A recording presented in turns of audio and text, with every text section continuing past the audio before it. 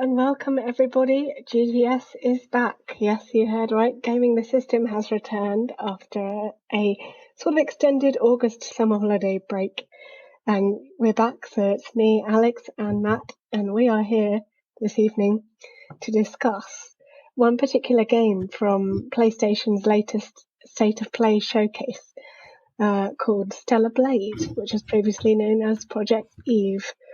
And the trailer for that was released on the 13th of September. But I guess before we dive in, we should probably catch up since it's been quite a while. So Matt, how have you been? What have you been up to? Mate, I've been going through so many epic games recently. I was on a tear with the Shadow of Mordor games, great games. Yeah, and the Arkham Batman series games. They're quite similar combat. They are, yeah. The combat mechanics of the Batman stuff is literally they copied it in Shadow of Mordor games, and I just played them into the ground. They were absolutely extraordinary. Then I moved on to. It's really interesting because those are two of the most technically flawless games ever. They are flawlessly technically made. And then I played a game called Prey, which I enjoy the story of, but was a complete dumpster fire in terms of how it's designed. And I'm really enjoying observing that kind of, because you can still enjoy them, but sometimes it's just And now I'm playing Fallout 4, which is just a majestic masterpiece. Of course, yes. I watched an interesting documentary on YouTube about Prey and how it was designed, and how it was like a room within rooms and stuff, and it looked quite clever to me, but I don't know much about game design. I'll send it to you after the podcast, or if anyone is interested, shout to us on Twitter and we can link it to you as well. But yeah, since we were last here, you might notice some changes. I have moved, so I've been very busy dealing with all of that. Exciting times, and as a consequence, I have not had so much time for gaming, but recently have started on a game. I think that's part of this month's PlayStation Plus, 2M, which is very, very chilled out, sort of black and white grayscale, cartoon type. Not a platformer, more of a chilled out puzzle game where basically your objective is to take lots of photos and give them to people, which is very nice. And there's a sort of nice guitar soundtrack, and it's very chill. So that's a nice sort of indie game, I think, which is fun. But on to pressing matters. If you have not heard or watched GTS before, we are Gaming the System. And we are a bunch of feminist gamers who talk about gaming and feminism and how the two intersect and aren't necessarily discussed as widely as they should be. And in that vein, as it were, we're going to be discussing Stellar Blade, which had its trailer released on the 13th of September, previously known as Project Eve. I don't know why they've changed the name or what it means, but they included that at the end of the trailer. But one thing that stuck out to me while I was watching the showcase was, my gosh, there's a lot to talk about here on one of our podcasts. And it's mainly for the way that the two, or at least there's two female protagonist characters who are portrayed in a very, very sexualized and overt way, and I just wanted to talk about it, really. So I don't know if you've seen the trailer, Matt, what your first impressions were, or if you knew anything about the game before seeing this trailer at all. This is what I love about working with gamers who see things differently to me, who observe, who come across, because I'd never heard of this. I would never have heard of it probably, apart from this. And so I had a look at the trailer, and I've made a collage of the thumbnails on YouTube. But I'll say, excited to see that. what should I do first? I'll start with the voice, because I think the voice is a less. Yeah. It's not as. It's all in Japanese, isn't it? The game, like the trailer, was presented in the Japanese Korean. language. Is it Korean? Oh, it's made by a Korean. But and that made me go, oh, so that's a rabbit hole I've been down, which we'll get to. Yeah. We'll get to as the episode goes along. Because Jesus Christ, I stressed myself out by looking at. There's a lot like Squid Game actually in Korea. So anyway, so first off, voice. The really weird, creepy, high-pitched schoolgirl voice. Very reminiscent of lots of anime voices. Yeah, for schoolgirls in anime, but yeah. And it reminds me of there's a campaign to ban like sex shops from selling schoolgirl outfits.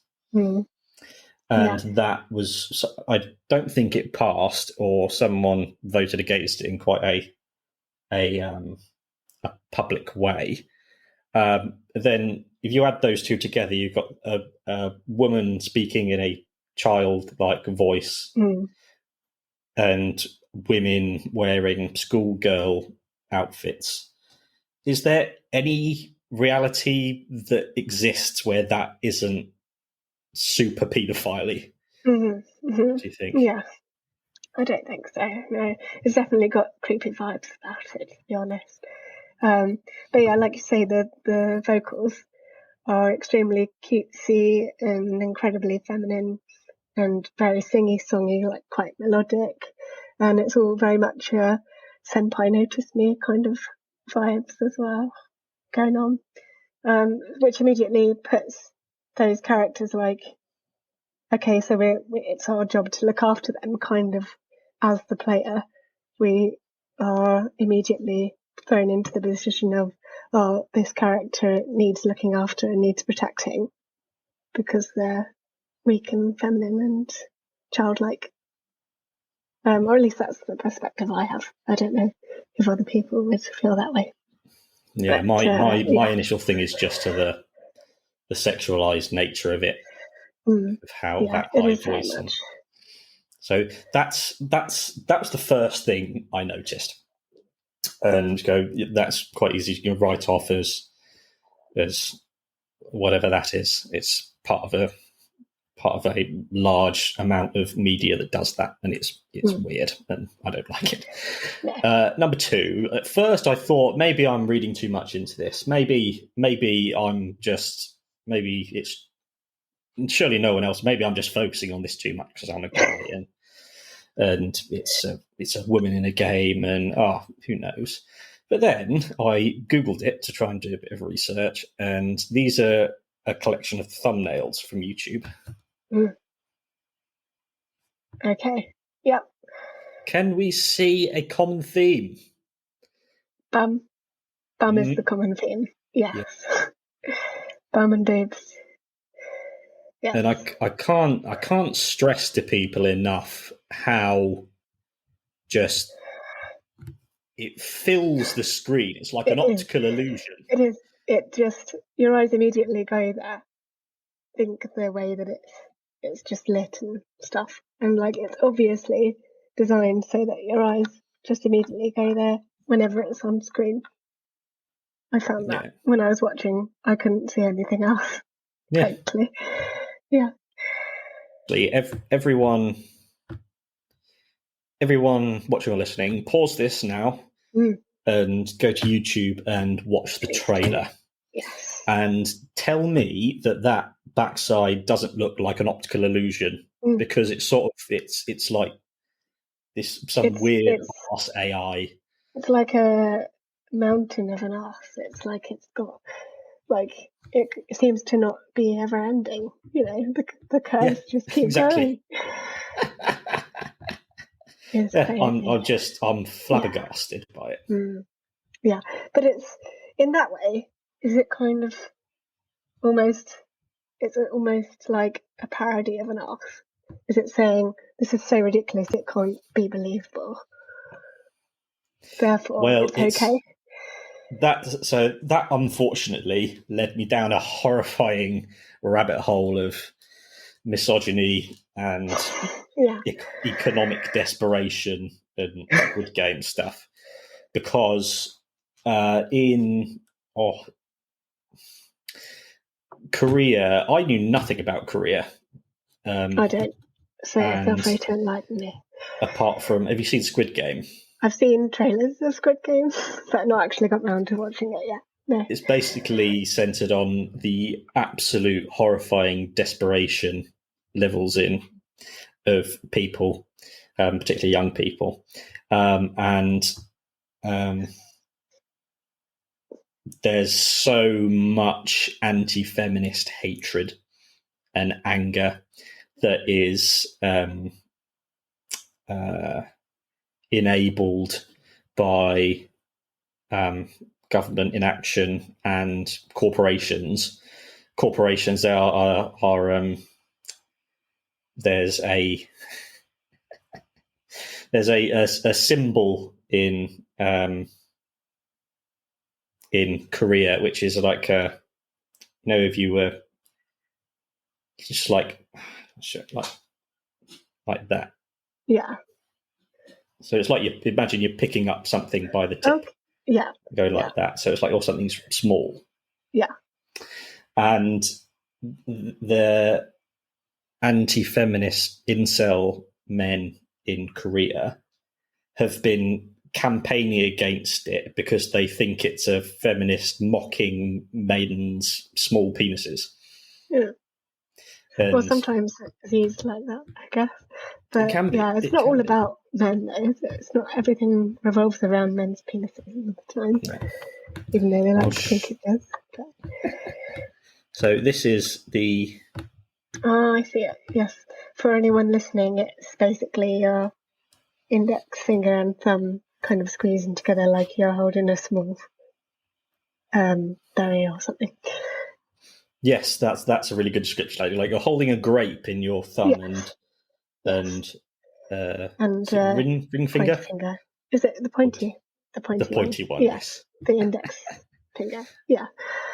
And there was it was sort of like similar to Gamergate.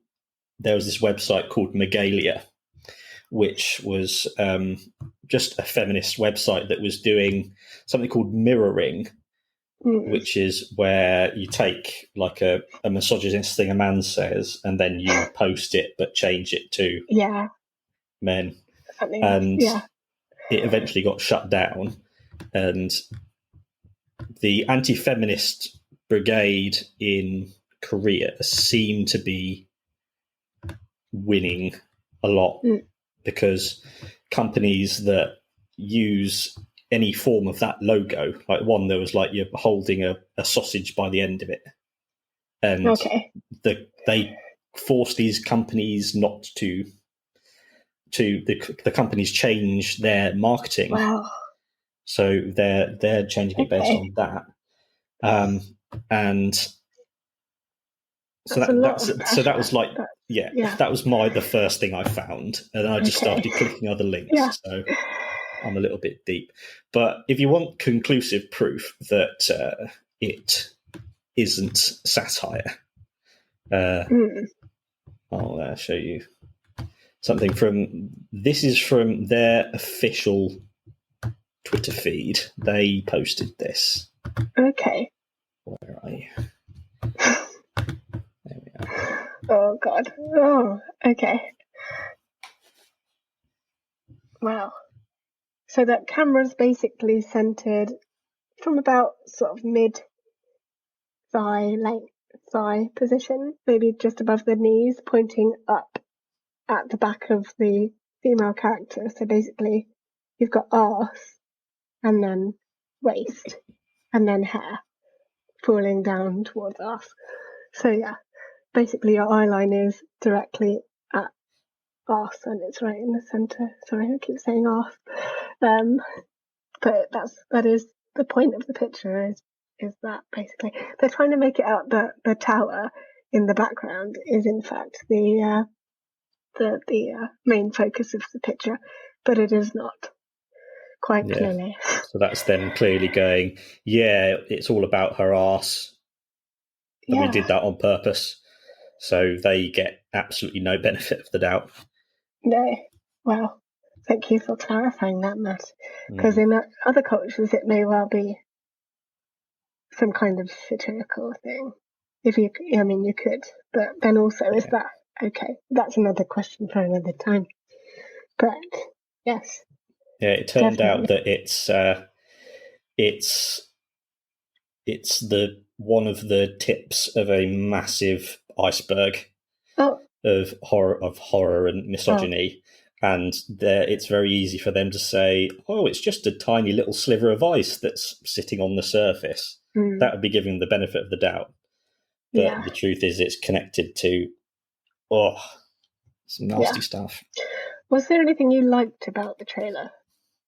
It looked, the combat and visuals looked fantastic. I'll give you that. That it looked, the combat looked really cool. And so that's fine. That's a technical aspect. But then when it comes to the narrative aspect, the creative character stuff, that's where they show their hand. Yeah. I was wondering at first if it was something to do with the Matrix, because they literally talked about the city Zion under the ground, which, if I'm not mistaken, is the name of the city under the ground in the Matrix. So I wasn't sure if it was actually the Matrix at first, so I was a bit confused. But yeah, in terms of the trailer itself, like you say, the combat looks like it could be interesting. And like the random old man that's narrating the trailer looks interesting. But the rest of it, I'm afraid, detracted somewhat from my enjoyment of the trailer as a whole. In fact, I watched Alana Pierce's reaction to the trailer just to see what she had to say. And she talked a lot about boob physics and how boobs don't work like that, but that she was okay with it and that the game looked cool. So, yeah, I can agree with her on some parts, but I mean, if you want to play a game that badly, at the end of the day, people are probably going to play it, aren't they? And which brings me on to the question, Matt. Do you think this game has a particular target audience? Yeah, definitely the 15-year-old. Yeah. The eternal 15-year-old stunted straight white boy, or straight Korean boy. And it shows from that picture that it's not neutral. They want it to be a slap in the face to women who will go, stop doing this. This is just a tip of a massive iceberg that leads up to this. This is an inevitable outcome of this system. So by doing this and putting it on such a big stage, it is inflaming that system further. Because I think, thinking of what the state of women's rights and feminism in the UK and in Europe, I think I assumed that countries like South Korea and Japan would be sort of in a similar range, but in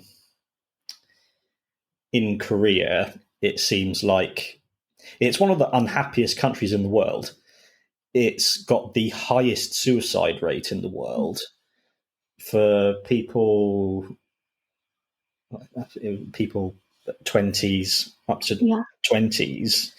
Their leading cause of death was suicide, and the birth rates falling dramatically, and they cut their working week in 2018 from, I think, 63 hours to 52 hours. That's an insane amount of hours. So that is. So it's. How is that possible? it's the societal. It was something to do with, so after there was a Korean Civil War, of course. Of course. Hence why there's a North and a South Korea. Yeah. And there was a massive. They're the 15th wealthiest country on the planet. We're the 5th wealthiest. But as with most countries, the corruption means that 99% of that wealth goes into the top 1%. Top people's pockets. Yeah. And so there is just desperation all the way down.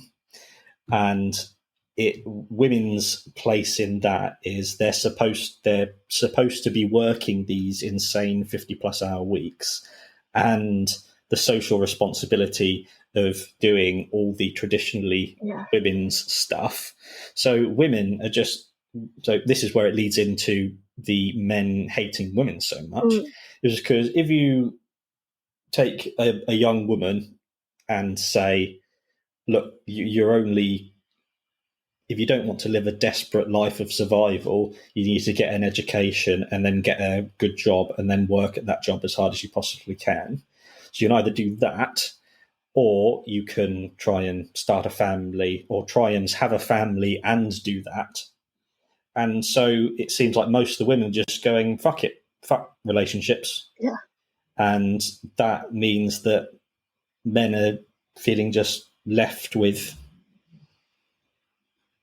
nothing but hatred for women, going, we can choose what we want to do now, and we're not choosing you. Yeah. So that's where that's the part of the context of where this game. So that is the context of where this game sits. Yeah. No, that's really insightful, Matt. Thank you for filling us all in. It definitely helps to have some context, for sure, or at least some idea of where these characters, which seem to be incredibly objectified, sexualized, used as basically the sex objects of the game, and not much more really for the player. Judging on that trailer, I think there was one part where the main character was like holding a gun, and the gun increased in size, and it just made me think, like, is that some kind of euphemism for a dick or something? Because that's what it made me think of, frankly, at the end of the day. It just, everything was every angle that you saw the characters from was to see them in an objectified way, or at least that's the impression I got from the trailer. I actually did a few stills from the early part of the trailer, which shows not the main character, but one of the other female characters. And you can see from the way that they are dressed, or perhaps not dressed, it gives you an idea of the kinds of things that you'll be dealing with in terms of the way that these characters, excuse me, these characters look compared to male characters. Let's see if I can find your pictures. No problem. They should be hiding somewhere in our GTS vault. Yeah, there's the back of one of the female characters. Sorry. That's all right. So you can see she's got holes in her shoulders. There's bare skin around her waist, heading down to her hips as well, and it's all designed in a V. Look where the point of the V is heading. It's the arse again.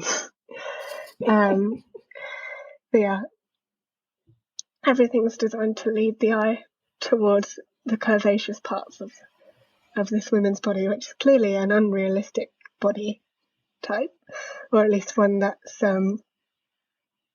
been enhanced in certain ways, shall we say. Oh, and there's also that's like implies that that's like a wrap under. Yeah. You see it can't be very comfortable to wear. And then there's the pixie cut as well, and the big eyes. That's another thing that small mouth, small nose. Yeah, it's kind of quite a cartoonish style. Whereas man here in the foreground is pretty well, from the bits of him you can see, he's quite well covered and normal looking. And then I think there's one of the front somewhere. Oh, there it is, yeah. And you can quite clearly see some unrealistic and very separate large boobs. More bare skin, so it's basically a V on each side. Bare shoulders, pixie cut, large eyes, incredibly small nose and mouth. So a very sort of childlike, angelic face filled with wonder. Again, boobs are kind of, they've got clothes coming around them like that, so it's like, here is the chest, look at the chest, and it's highlighted with gold as well, so drawing your eye right there. But yeah, there's all sorts of things within the design of that outfit that are just basically enhancing boobs and bum. And we need to take a really a detailed look at this, because it's all like optical illusion. For sure, yeah. It looks like she's got two different bodies. Yeah, yeah, you're right. It's very odd because it's like the arm is half on her arms and it's kind of going on the inside of her back. It's almost like an extra spine, it looks like, attached to like her ribs or something. And then basically a bare bum, no cover at all, and a very tight strap around one of the thighs. Not quite sure if it's a holster or something for a weapon. It's very mechanical looking. But yeah, it's definitely not It's great. just so odd. It's very strange. Yeah. I'm not sure what the flowy bits are from the sides. Are they like straps or bullets or something? Holster, straps? Who knows? But again, it's making the bum shape. So if you follow the lines, they're just basically highlighting the bum again. And they really like the wrap under For sure. Yeah. thing. It's If it was it quite similar in Bayonetta? I've not played Bayonetta, but I think it's the same sort of thing here. Yeah, people are comparing it to Bayonetta a lot. Yeah. Yeah. And you can go, that was 15 years ago. Whereas this is times. The context, as you said. That's the perfect way to put it. The context is very... Well, they've not moved any more forward. In fact, probably backwards, I would say. And again, got very long hair. So you've got one with short hair, one with very long hair. But, yeah. Interesting, definitely. Yeah, the boob physics were interesting in the trailer. You must have noticed there was that one part where she fires a gun and the boobs literally moved like that, with each of the rounds of bullets that were discharged, and it was just so wholly unrealistic that that's all I could look at again, because all you could see was her chest just wobbling around. It was not great. And in fact, the pictures I took of the girl with pixie haircut, she just walked forward and put her arms on like a bar banister on the edge of a ledge, and her boobs literally wobbled just by holding the bar. And news for you, boobs don't work that way. They're not independent of the body. They don't move around by themselves. There is a positive. So I remind myself whenever I find myself, because there's infinite horror and horrible things happening all over the world all the time, and it's very, very easy to take a look and just go, oh my god, that's just complete awful horror with no brightness anywhere. But I remind myself that throughout history, people have been grinding and surviving and building, and so there's a massive amount of depth and subtlety to it. And there was what was it? There was several instances of like the highest ranking members of government being convicted of rape, sexual harassment, sexual assault, a slew of things. And there were 61 women's groups who came together with a total of 5 million members, making a statement supporting the victim of this. So that means that 50 million people in South Korea, 5 million women mobilized for this. So just remind yourself that there are always people fighting the good fight, and that things like this, they're just tips of the iceberg. So you can say, they don't really matter.